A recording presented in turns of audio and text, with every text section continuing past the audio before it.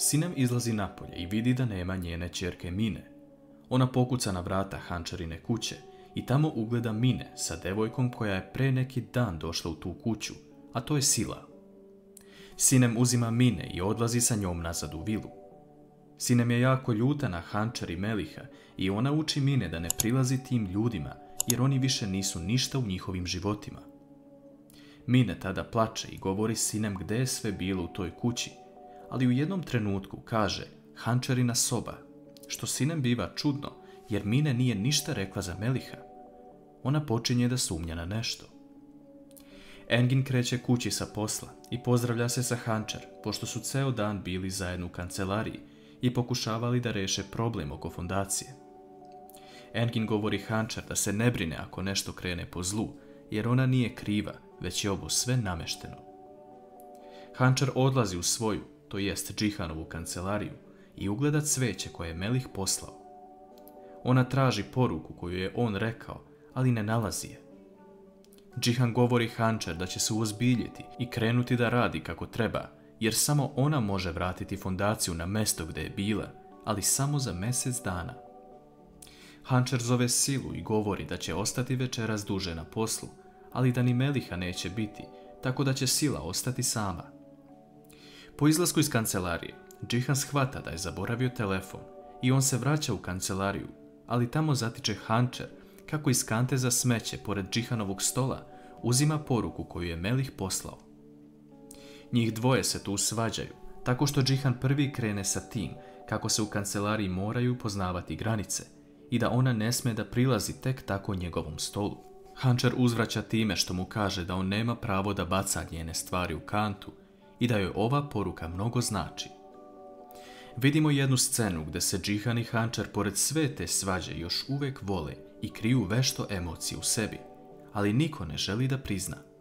Džihan na kraju govori Hančar da mu je žao što je pronašla ljubav u tom čoveku koji će sutra ostaviti i otići od nje. Hančar kreće za Džihanom govoreći da će sve uraditi namjerno njemu za ovu fondaciju i da neće popustiti samo kako bi mu dokazala da greši i u vezi Meliha, ali i u vezi fondacije. Džihan je samo pitao odakle je onda smelost da se useli u tu kuću, ali Hančar govori da tu tajnu samo ona zna. Hančar odlazi u kancelariju i zaključava se, a Džihan kreće sa njom, ali bezuspešno. Po dolasku u vilu, Džihan je zbunjen nakon Hančarinih reči i govori Fadime da malo kasnije dođe u njegovu kancelariju. Ona spratu sretne Bejzu i govori da zna da je ona sve ovo uradila. Bejza se pravi da je sve u redu, ali Džihan navodi to da bi samo ona mogla da postupi ovako i pritom joj aplaudira, govoreći da je oduševljen njenim zalaganjem. Bejza tada priznaje da ona sve uradila, jer misli da joj Džihan stvarno čestita na tome što će oterati Hančar iz firme, ali tada slijedi preokret. Džihan govori Bejzi da je ona od sada njegov neprijatelj, jer je nanijela veliku štetu kompaniji Deviroglu. On odlazi u kancelariju, a Bejza poludi, jer svaki put kada se približi Hančar, Džihan stane na njenu stranu. Fadime dolazi u Džihanovu kancelariju, a on je pita jedno pitanje, jer zna da joj može verovati. To pitanje je od kada su Melih i Hančar zajedno i kako je došlo do toga. Fadime se bori sa svojim mislima u glavi. Ako kaže sve za Sinem i Meliha, upropastit će ovu porodicu, ali i svoj položaj. A s druge strane, ako kaže da je ta devojka oduvek bila Hančar, onda pravi veći problem za Džihana. Fadime govori da ga je slagala za jednu stvar, a to je da je Melih oduvek želeo Hančar za sebe. Džihan želi da ostane sam i govori Fadime da izađe. Ona odlazi u svoju i u Ajsuinu sobu i plače govoreći da ne zna na šta će ovo ispasti, ali da je slagala Džihana i da obe moraju kriti istinu za Sinem. Hančar dolazi kući i sretne zabrinutog Meliha u dnevnom boravku. Ona ga pita šta se desilo, a tada joj Melih govori da je sreo Silu koja je krenula da beži, ali sa oružjem, te ju je zaključao u sobu. Hančar želi da nasamo popriča sa Silom i vidi šta se dešava, jer veruje da je ona dobra devojka. Hančar ulazi u sobu i priča sa Silom o tome šta se desilo kroz prošlost, da nosi to sa sobom. Sila otvara dušu Hančar, govoreći da je imala verenika koji je uzeo sve od nje par dana pre nego što su trebali da se venčaju. Ona je ponela oružje sa sobom kako bi ga našla, ali nije uspjela u tome. Hančar govori Sili da ona njoj sada duguje i da je jedini način da vrati taj dug da bude na Hančarinom oku, pa čak ako treba i da ide sa njom u kompaniju, samo kako bi je spasila od tih stvari.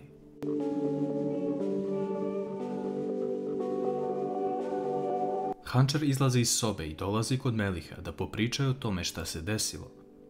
Melih je pita koji je razlog za sve ovo, a Hančar mu govori da se ispostavilo da je Sila bila zaljubljena, ali da je taj čovjek bio prevarant.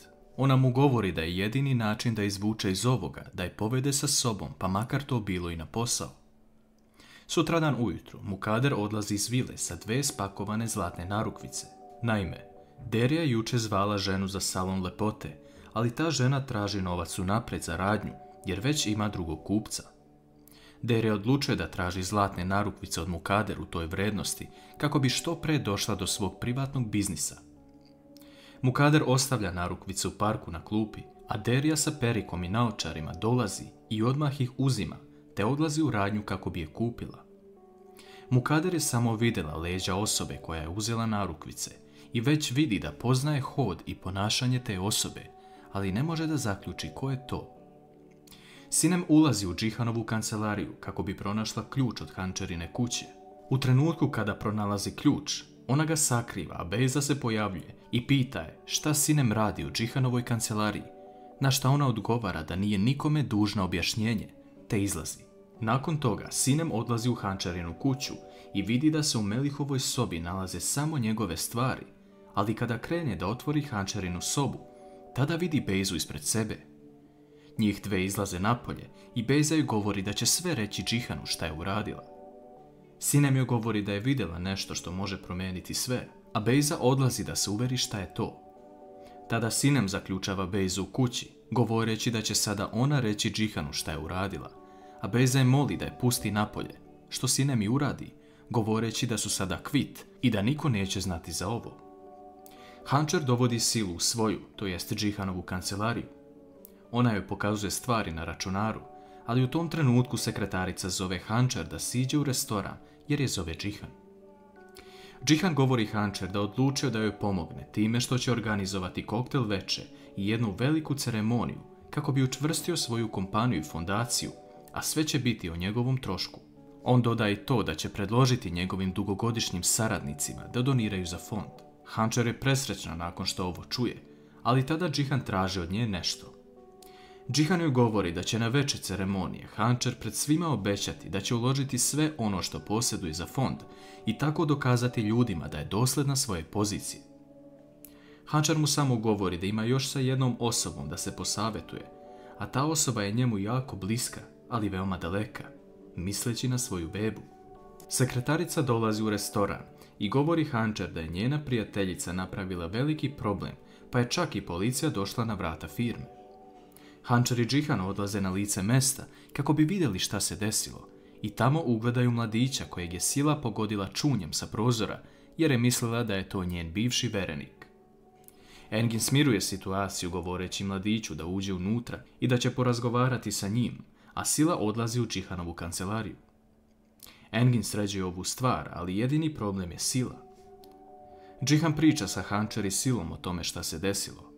Hančar staje na Silinu stranu i govori sekretarici da je odvede kod Enginu kancelariju.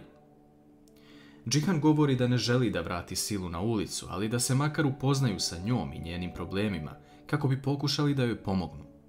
Hančar govori Džihanu da više ne zna kakav je on čovjek. U nežnog i dobrotvornog Džihana se zaljubila, a on nekada ima tako lošu stranu da počne da ga mrzi. Hančar odlazi u Enginovu kancelariju i govori kako je Sila prošla kroz tešku prošlost i govori za oružje koje je nosila u sebe. Engin vidi da ova devojka može postati problem i tada predlaže da ona bude kod njega u kući. Hančar se osmehne na to, a Sili bude neprijatno. Ona traži od Engina samo jedno obećanje, a to je da će joj pomoći da nađu tog čovjeka i vrate sve što joj pripada, a Engin traži od nje da neće uraditi ništa, a da on ne zna. Sila odlazi da se spakuje kako bi se preselila kod Engina. Hančar, Engin i Melih pričaju o ovoj situaciji, ali i o tome kako stvari stoje u fondaciji. Hančar govori da je Džihan već u planu da napravi veće ceremonije povodom fondacije, a Engin se iznenadi kada to čuje. Hančar također navodi da je Džihan predložio da Hančar uloži prvu donaciju, a to su njene akcije i kuća. Melih misli da to ne bi trebalo da se uradi, jer shvata Džihanov plan, ali Hančar već stoji iza toga da će sve donirati. Džihan dolazi u Mukaderinu sobu i pita je zašto želi da proda svoje imanje u Isparti, a Mukader mu odgovara jer želi da donira u neke kompanije.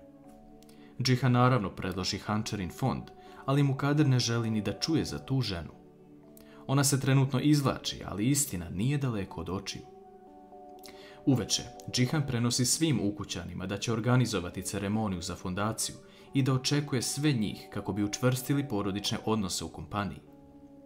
Mukader i Bejza ne žele da prisustvuju tome, samo zbog Hančar, ali Sinem ćuti i ne govori ništa.